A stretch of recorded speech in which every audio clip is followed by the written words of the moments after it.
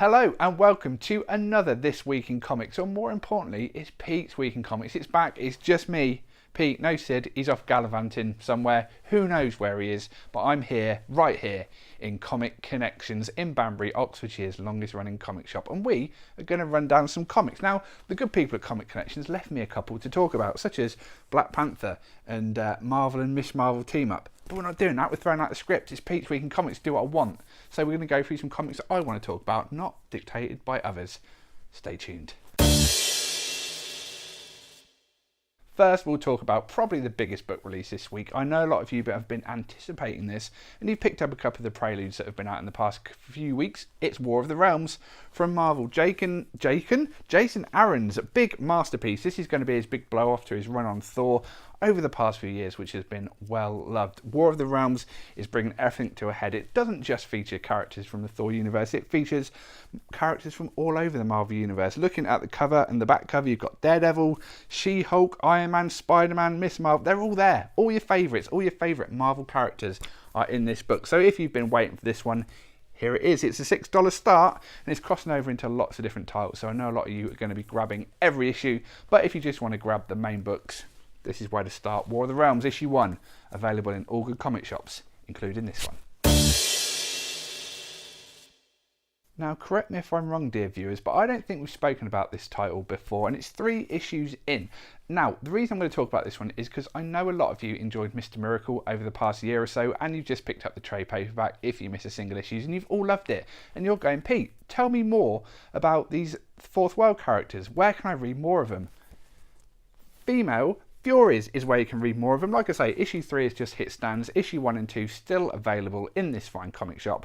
If you want to learn more about the Fourth World, all these great characters that Jack Kirby created, check this out. It might not be quite as high concept, maybe not quite as good as Mr. Miracle, because that was an absolutely stellar book by Tom King and Mitch Gerard. But like I say, if you want to learn more about the Fourth World style of characters from DC, you can't go too far wrong with the Female Furies. Issue 3 of a 6-issue miniseries, so halfway there. Like Bon Jovi said, living on a prayer. Pick it up. Now, I know a lot of you enjoy Deadpool from Marvel, and you've been keeping the faith to try and get Rob Liefeld back doing some work for Marvel, and he's doing just that with Major X, a major X-Men book. Rob Liefeld, he's drawing Major X, and as you can expect from Rob Liefeld, the art is terrible. But that's what we all love about him, isn't it? He's a terrible artist, but that's why you love him, because you know you're going to get people looking angry, you're going to get feet blurred out, you're not going to see people's feet in it. Brand new character from Rob Liefeld, looks a little bit like Deadpool, the colour scheme's the same, he's sticking to what he knows, but I know a lot of you are going to be picking this one up. It's a fun read. Rob Liefeld knows what he is, you know what he is, you know the sort of character he creates. Major X, it's a good one, get it grabbed.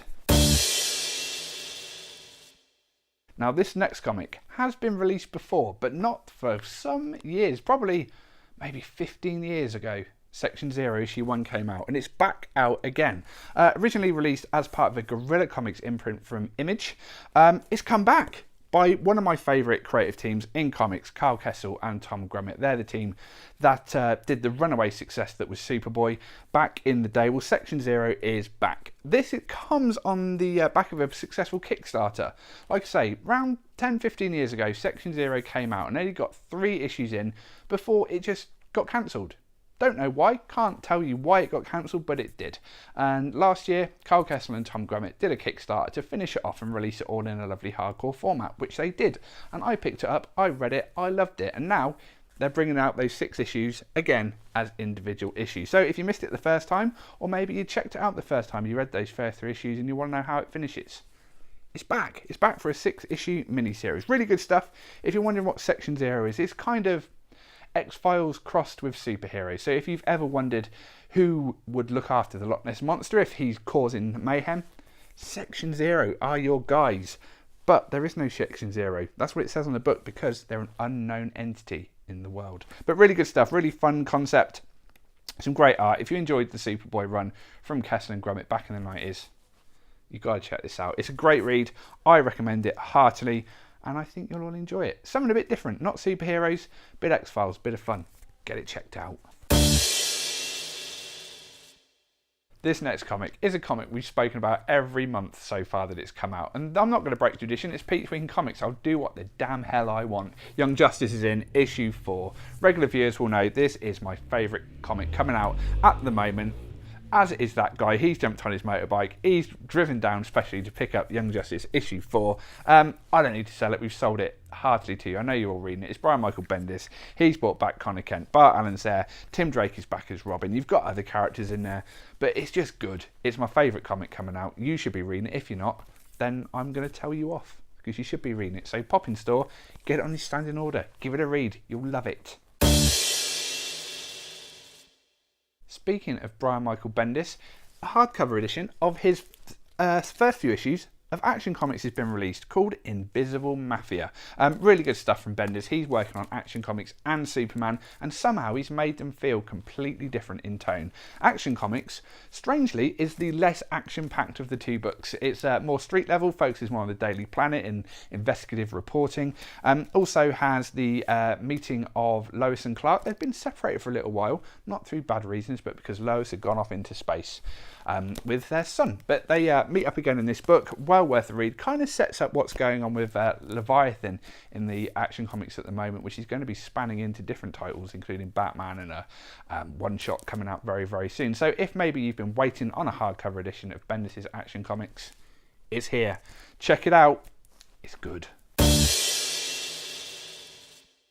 DC absolutely love the word crisis, as I know you do, but they did their final crisis several years ago by Grant Morrison and J.G. Jones, and Doug Mank, he's also involved in it, and this collects that miniseries, the Final Crisis miniseries, features Darkseid, hell of a lot. Not maybe as easy to read as some of the other crossovers DC have done in the past featuring the word crisis, but it's very, very good. A lot of the stuff that happened in this had ramifications in Dark Knight's Metal, which came out a couple of years ago, which I know a lot of you read, and a lot of you didn't read this. So if you have always fancied reading Final Crisis, it's there in one handy volume for you. Give it a read, let us know what you think. And there you have it. That is Pete's Week in Comics done for another week. So some good stuff. Make sure you pop into store, get any of these titles on a standing order. Not only do you get them reserved behind the counter, you save a whopping 20% off cover price. Can't say better than that, can you? That is good dealing from Comic Connections. But plenty of other good comic shops around the country and around the world. So support your local. Go in, get all your new comics. New Comic Book Day is every Wednesday. I love it. You love it. I'll be back next week with more from Pete's Week in Comics. Stay beautiful. I'm going to go this way for a change.